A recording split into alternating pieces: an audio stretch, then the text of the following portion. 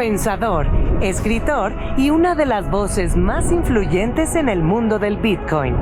Fundador de WIM y conductor del podcast What is Money? Nuestro próximo speaker explora cómo el dinero, la filosofía y la economía se conectan en la era digital. Para él, el Bitcoin es mucho más que una tecnología. Es una herramienta para defender la libertad y la soberanía individual. Con ustedes, Robert Breedlove.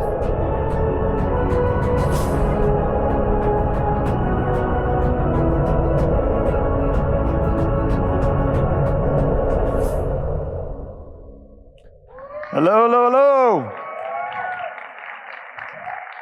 Hello, hello. My name is Robert Breedlove, and I am thrilled to be here at the Festival of Ideas to talk to you guys about something I think that is very important.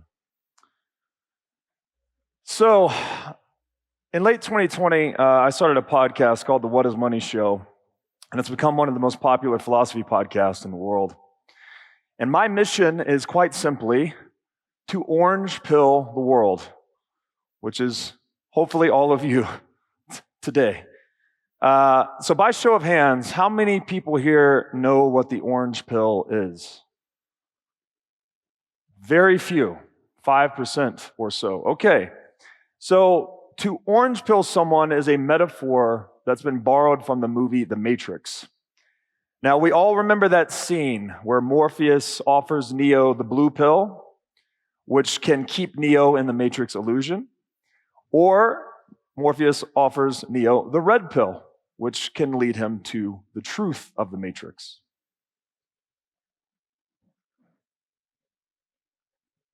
Do you want to know what it is? The Matrix is everywhere. It is all around us. Even now, in this very room. You can see it when you look out your window or when you turn on your television. You can feel it when you go to work, when you go to church, when you pay your taxes. It is the world that has been pulled over your eyes to blind you from the truth. What truth? That you are a slave, Neo. Like everyone else, you were born into bondage, born into a prison that you cannot smell or taste or touch. A prison for your mind.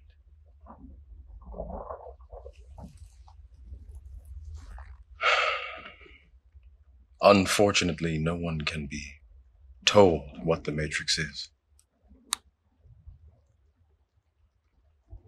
You have to see it for yourself.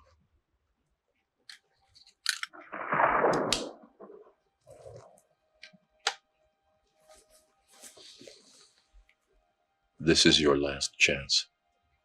After this, there is no turning back. You take the blue pill.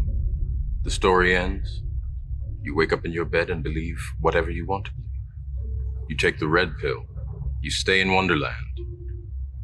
And I show you how deep the rabbit hole goes.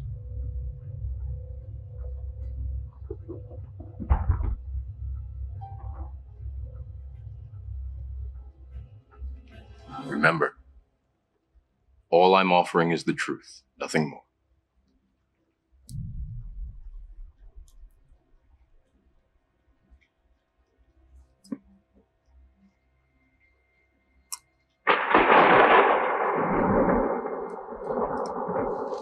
Follow me. Pretty ominous and intense, right? Surely most of you have seen that movie. It's wildly popular.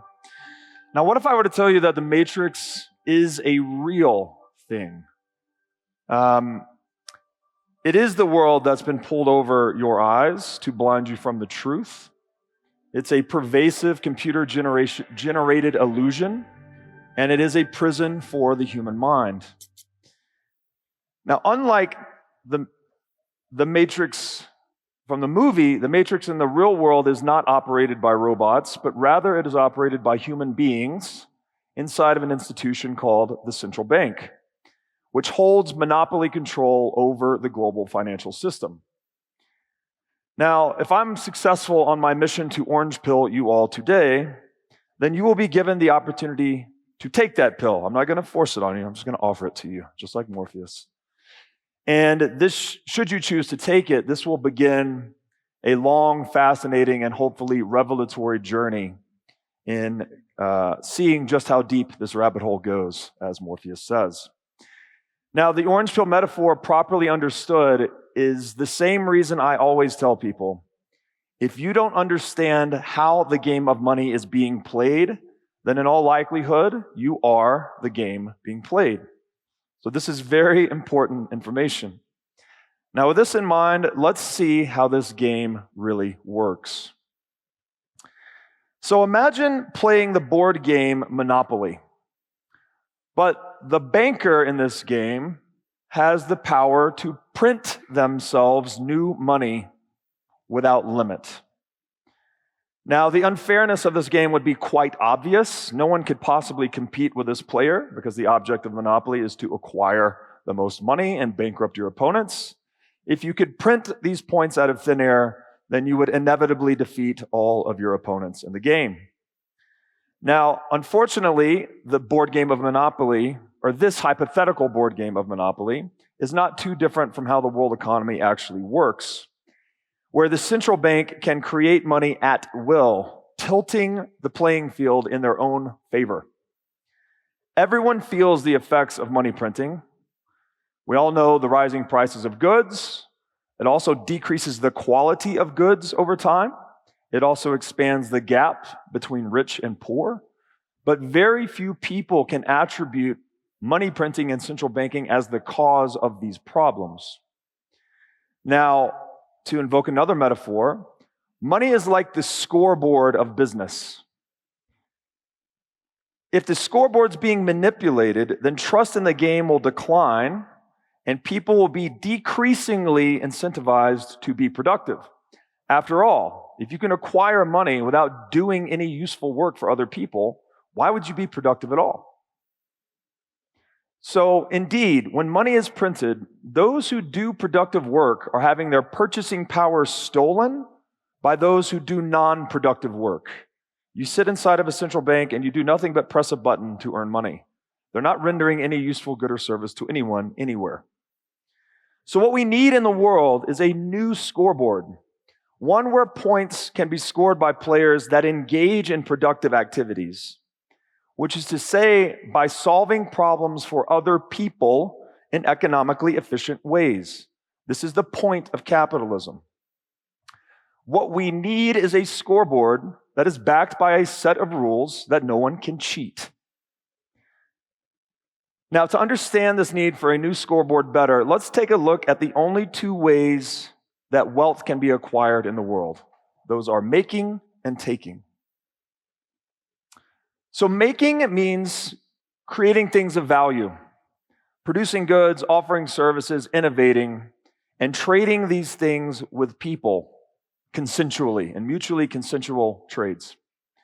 Making is the path of the entrepreneur who endeavors to identify a problem that people want solved and to solve it better, faster, and cheaper than all other entrepreneurs competing in their market space. The entrepreneurs that are successful at this game are rewarded points in the form of monetary profits. Now, opposite to making is taking, the only other wealth acquisition strategy in the world. This means seizing goods or services by force or by the threat of force. Taking is chiefly characterized by theft, coercion, and violence. Taking is the path of the criminal or the central banker, which are the same thing, who seeks to steal what someone else has worked to acquire. Taking is destructive to productivity in two ways. One, it's penalizing productive people by taking away part of the fruits of their labor, thereby disincentivizing them to produce further. If you only keep, say, 50% of the fruits of your labor, then you are disincentivized to produce to the tune of roughly 50%. Taking also disincentivizes productivity a second way, which is it's rewarding non-productive behavior. When the game is corrupted in this way, when the monetary scoreboard is corrupted, a strategy becomes just get as close to the money printer as possible. You don't need to do anything for anyone. You don't need to solve any problems. You can just play the political game and get as close to that money printer as possible. And so the primary difference between making and taking can be summed up in a single word. And that word is consent. Consent exists where there is mutual agreement between people. It cannot exist without the agreement of both parties to every interaction. Consent is the reason why making is a win-win game. When you and I trade and we both agree to the trade, we both do so out of our own self-interest. So we both think, at least, that we are winning in that trade. In the same way, taking is a win-lose game, right? We have violated the consent of someone. When someone doesn't consent to a trade, that means they're not consenting because they think they're going to lose in the trade. Otherwise, they wouldn't do it. So therefore, win-win games are defined by consent. They require consent. Now, I don't want to get too vicious about this, but just to be clear, consent is the difference between sex and rape. Consent is the difference between a job and slavery. And consent is the difference between trade and theft. This is a universal principle of civilized human interaction. But what does this making versus taking dichotomy have to do with money printing? Well, a central bank is a legal monopoly on money printing, which means that it is a business that uses violence and coercion to suppress all entrepreneurial competition. So if any of you go into the money printing game, you will be swiftly thrown in jail. Okay? But that activity is the same activity that central banks engage in to the tune of trillions of dollars per year, probably even per month by now in the US. I think we're adding $1 trillion to the national debt every few months in the US today. So to summarize this blatant scam clearly, money printing is legal counterfeiting, and counterfeiting is illegal money printing. There is no economic distinction between counterfeiting and money printing whatsoever. There is only a corrupt and immoral legal distinction that creates a win-lose game by corrupting the scoreboard of business, which is money itself. So clearly, since the central bank can print money and money is the scoreboard of business, then the central bank is designed to always win at the expense of all those who cannot print money. It is the ultimate win-lose game that all of us, so far as I can tell, are on the wrong side of. Worse still, the central bank uses the money it steals from us to fund propaganda, fake news, pandemics, pseudosciences like Keynesian economics to justify the printing of money, and worst of all, endless global warfare. For one quick example, the U.S. war on terror, in air quotes, cost about $80,000 per U.S. household. All of that was paid for with printed money. All of it. Could you imagine how different the world would be if U.S. taxpayers received a bill for $80,000 and Uncle Sam said, hey, we need your 80 grand to go and blow up people on the other side of the planet? There would be riots in the street the next day. But money printing gives them a covert way of taxing people rather than overtly taxing them. So for these reasons, central banking, in my strongly held opinion, is the most evil and anti-human institution in the history of the human race. So if the creation of human flourishing is the aim of human civilization, then we must create a world that rewards makers and penalizes takers. And this aim requires a level playing field with an incorruptible scoreboard. Which brings me back to the game of Monopoly. So in the actual game of Monopoly, we all know the banker can't just print money, right? That's against the rules. So how do we keep the game of Monopoly fair and on a level playing field? How do we prevent that money printing? How do we prevent the banker from becoming a central banker? Well, it's pretty easy, actually. All of the banking activities are done out in the open, where everyone can see, right?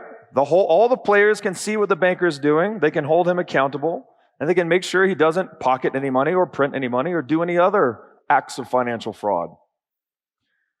So as has been said, sunlight is the best disinfectant.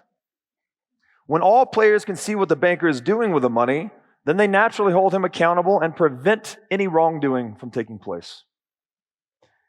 This keeps the banker from cheating, and this keeps the game fair.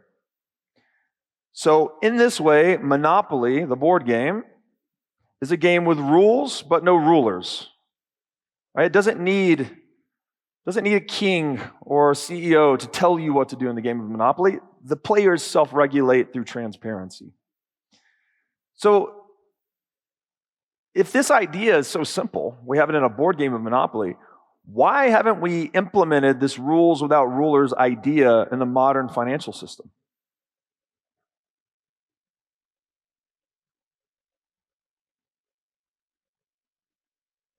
I'm having a problem with the clicker. Let me go to my notes here.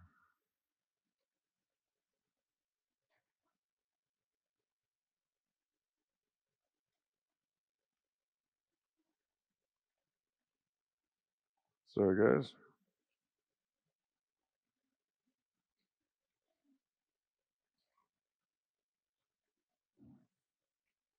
So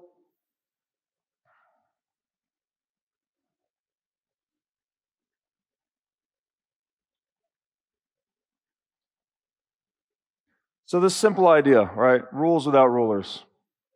All the players can see what's going on in the game of Monopoly, so it keeps the game fair. No one can cheat, no one can print money.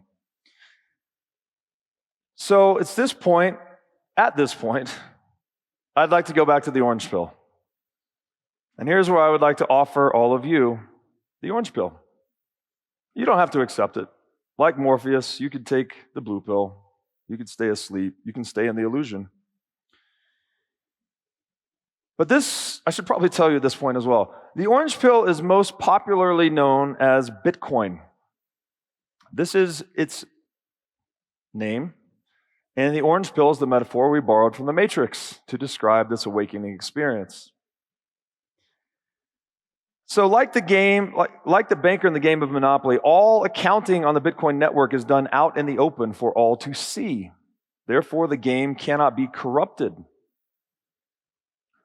All the players can verify the accounting work that's being done, so they don't need to trust the banker not to print money. By optimizing for verification in this way, the need to trust other players in the game of Bitcoin is minimized. And herein lies the philosophy of Bitcoin that we often espouse, which is don't trust, verify. We need to reduce the need to trust one another and increase verification in the system to maintain the integrity of the game. Also, like the game of Monopoly, since the accounting is done out in the open, we don't need a king, we don't need a president, we don't need a CEO in Bitcoin. Bitcoin is a leaderless institution. You don't need rulers. It is rules without rulers, just like the game of Monopoly. And those individual rulers are all subject to corruption, but the game, when it's done out in the open, is not. So we call Bitcoin incorruptible money. Bitcoin is also the decentralized antithesis to central banking. Unlike central banks that steal from people by printing money ad infinitum, Bitcoin has a fixed supply of 21 million, which means it can never be printed. This is why hundreds of millions of savers have already migrated from fiat currency to Bitcoin as their preferred savings technology. Bitcoin is also a digital or non-physical asset, which means that physical force is not very useful for extracting it from people. Now, there is some nuance here. You have to take custody seriously, but when you do it properly, it cannot be stolen from you. Cannot be inflated, cannot be stolen. And this is why Bitcoin is such a major incentive towards making and away from taking as a wealth acquisition strategy. Now, that you've hopefully At least you've been offered the orange pill. Hopefully most of you have accepted it. This is only the beginning, actually. We only have a few minutes here. I'm barely scratching the surface of what Bitcoin is. There's a lot more I could say about it, but in the interest of time, let me just leave you with a few nuggets for your future studies. Bitcoin perfects the ancient ideal of private property, which is the glue that holds civilization together. And by virtue of perfecting private property, Bitcoin enables the optimization of price discovery in markets, which is how truthful signals propagate throughout markets. It's also the most secure computing network in the history of the human race, and it's growing faster than any other computing network. It's the fastest growing asset in human history in terms of market capitalization. Bitcoin mining is a global bounty program for cheaper energy production, thereby incentivizing renewable energy production and other environmentally friendly technologies, contrary to everything you've heard in the media about Bitcoin boiling the oceans. Bitcoin makes violence and coercion less profitable, thereby incentivizing peaceful cooperation and making as the optimal wealth acquisition strategy in the world. And Bitcoin is an unstoppable idea whose time has come. We are awash in money printing, and humans individually need money that cannot be printed. The emergence of this is something like the number zero, which I wrote a piece on in an essay titled The Number Zero on Bitcoin. It's a really big idea, and it's probably going to transform civilization in unimaginable ways. So welcome to the Bitcoin rabbit hole. As you continue your journey, I hope you'll find these leads useful in your future studies. But let me leave you with this. I want to describe Bitcoin in one word, and that word is right. Now, right has three senses, at least three senses. If you define the word, there's like 34 senses. I'm going to focus on three. One is right, like true and correct as a fact, such as when you get the right answer on the test. Okay? The second one is right as in a moral or civil entitlement, like when we invoke the term human rights or private property rights. And finally, there's the sense of the word right as in moral action, like when you choose to do the right thing or to abstain from wrongdoing. Bitcoin is right in all three senses of this word. Bitcoin is an unalterable record-keeping system or an incorruptible monetary scoreboard, and therefore it is the most truthful thing humans have ever created. Bitcoin is the strongest form of private property that has ever existed, which makes it the strongest basis for human rights to flourish, as private property rights, as Ayn Rand said, are the basis of all human rights. And finally, Bitcoin is the moral pathway forward for human civilization, meaning it is the path of righteousness that can bring an end to the wrongdoing of central banking, and along with all of the propaganda, the psyops, and the endless global war that central banking enables through endless money printing. So I hope I've done a good job to at least pique your curiosity about the Bitcoin rabbit hole, and I hope you will take this orange pill and begin your own journey. Thank you so much.